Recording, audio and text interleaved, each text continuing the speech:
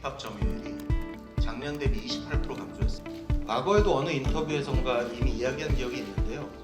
이처럼 우리는 문화 콘텐츠 산업에서 우리가 하는 모든 것, 웬만한 얘기들은 다 그냥 편하게 나갑니다. 이것도 놀랍다고 말씀드릴 수 있겠습니다. 첫 질문으로 SM이 나올 거라고는 생각은 안 했는데 사실 하이브가 SM 인수카드를 만지작거리기 시작한 거는 여러분들 중에 루머로 들은 분들도 있겠지만 2019년부터입니다. 그래서 사실 2019년에 이미 오퍼를 넣었었고, 다만 저희는 이제 조용히 넣었기 때문에 이것이 기사화된 경우는 많지 않고 이제 루머로만 돌아다녔었는데요. 2019년부터 두 차례 오퍼를 넣었었고, 여러분들이 루머로 접했듯이 거절당한 것도 맞습니다. 그리고 사실 계속해서 내부에서는 찬반 양론이 있었습니다. 찬성의 의견은 여러분들이 저희가 공개적으로 다 얘기 드렸듯이 글로벌 성장 동력의 일환으로 K-팝에서의 덩치를 키울 필요가 있다라는 거였고, 반대 입장에서는 그 정도의 돈을 글로벌 시장에서 좀 더 미래적이고 혁신적으로 쓰는 것이 좋지 않겠느냐. 하이브가 단순히 K-팝만을 하는 회사는 아니다라는 의견들이 있었어요. 그래서 그런 찬반 양론이 있는 와중에 작년 중순이 넘어가면서 조금 저희에게 좋은 기회가 왔고 다시 한번 인수에 대한 논의가 있었습니다. 그러나 그때는 제가 개인적으로 의장으로서 저는 조금 더 미래지향적으로 바라봤으면 좋겠고, SM 인수가 지금 우리에게 반드시 필요한지 모르겠습니다라는 결론을 내렸습니다. 그리고 이제 저희는 SM 인수와는 거리가 멀어졌다라고 생각하고, 원래 저희가 2019년부터 준비했던 로드맵에 따라서 가로가고 있었는데요.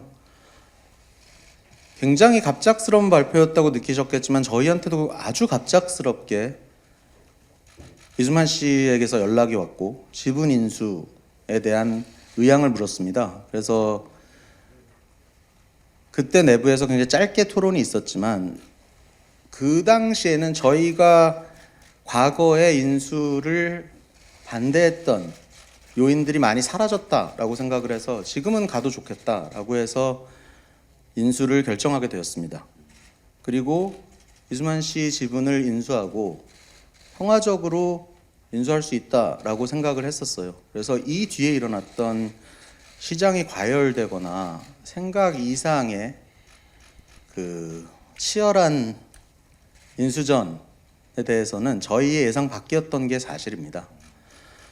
그래서 저희는 처음에 말씀드렸다시피 굉장히 오랜 시간 동안 SM이라는 회사에 대해서 생각을 해왔기 때문에 저희가 생각한 명확한 가치가 있었고요. 사실 어느 순간 그 가치를 넘어선다라고 저희가 느끼기 시작한 순간이 있었어요. 그래서 그때부터 고민이 시작됐었고, 마지막으로 그러면은 한 번 더 우리가 갈 것이냐, 그래서 끝끝내 이거를 인수해야 되는 게 맞느냐에 대한 논의가 당연히 치열하게 있었습니다. 다만 하이브에는 하이브스러움이라는 말이 있습니다.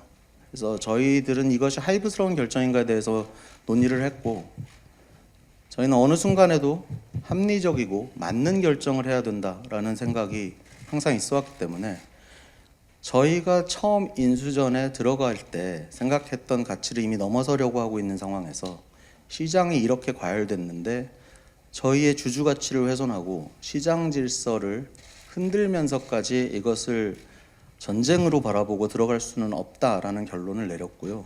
동시에 인수 비용은 외부에서 볼 때는 숫자만 보이지만 사실 인수를 하는 입장에서는 인수에 들어가는 유무형의 비용이 훨씬 크게 느껴집니다.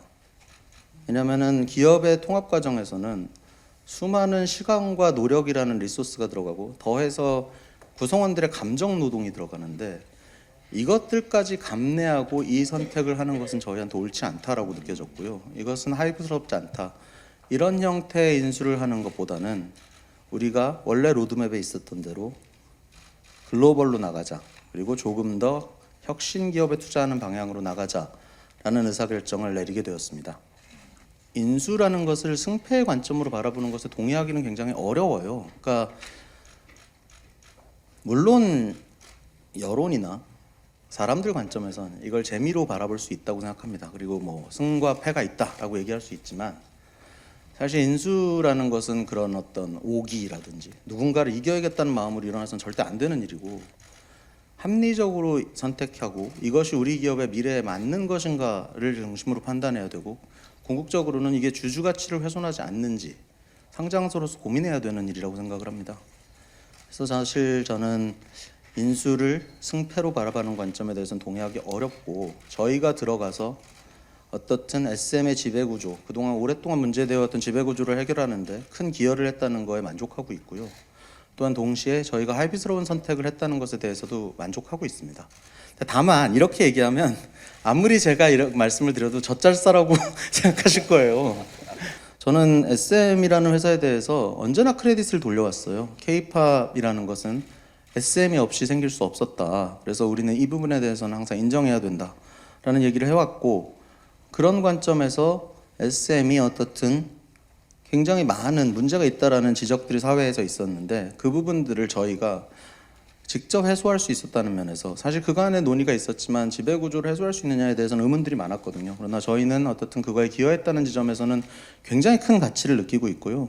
마지막으로는 내용을 얘기를 못 드리고 계속 말씀드리기가 답답하지만, 저로서는 회사의 미래 축에서 가장 중요한 플랫폼 영역에서의 합의를 이끌어냈기 때문에 충분한 가치를 느낀다. 그리고 사실 저 개인으로는 굉장히 기분이 좋은 상태다라고 말씀을 드려야 될 것 같고, 합의의 중간에 이수만 씨에게 말씀드릴 수는 없었던 게 사실이고요. 그래서 끝나고 소상하게 설명을 드렸고, 지금 여러분한테 말씀드린 거가 동일하게 왜 우리가 이런 선택을 했는지에 대해서 말씀을 드렸고요. 다만 특별하게 감정을 드러내시지는 않았어요. 그냥 아주 있는 그대로 들은 대로 말씀드리자면, 이길 수 있는데 왜 그만하지? 뭐 이 정도 말씀만 하신 게 답니다, 사실은. 그래서 이제 실망하셨는지 이런 걸 제가 알 수 없고, 사실 실망하셨어도 저처럼 한참 후배 앞에서 너무 실망스럽고 이렇게 얘기할 것 같지는 않고요. 굉장히 심각한 질문이지만 조금 가볍게 대답을 드리자면, 사실 다 휴가 보냈어요, 딜팀을. 그래서 그분들이 좀 돌아오고 어떻게 할 건지에 대한 논의가 필요하지 않을까 싶습니다. 왜냐면 길게 고생하신 분들은 작년에 거의 한 8월부터 이 일을 바라보고 있었기 때문에 이 사람들한테, 그리고 아까 말씀드렸지만 저는 사실 이거에 대해서 별 감정을 안 느끼지만 실무는 그럴 수가 없잖아요. 그래서 뭐 그 인수 안 하겠다 결정하고 우신 분도 있고 뭐 이렇다고 들었습니다.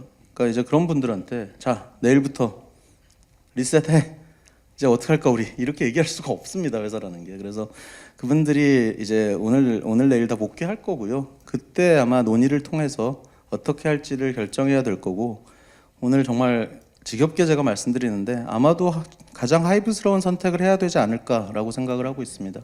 합리적으로 도리에 맞게 선택하려고 하고 있습니다.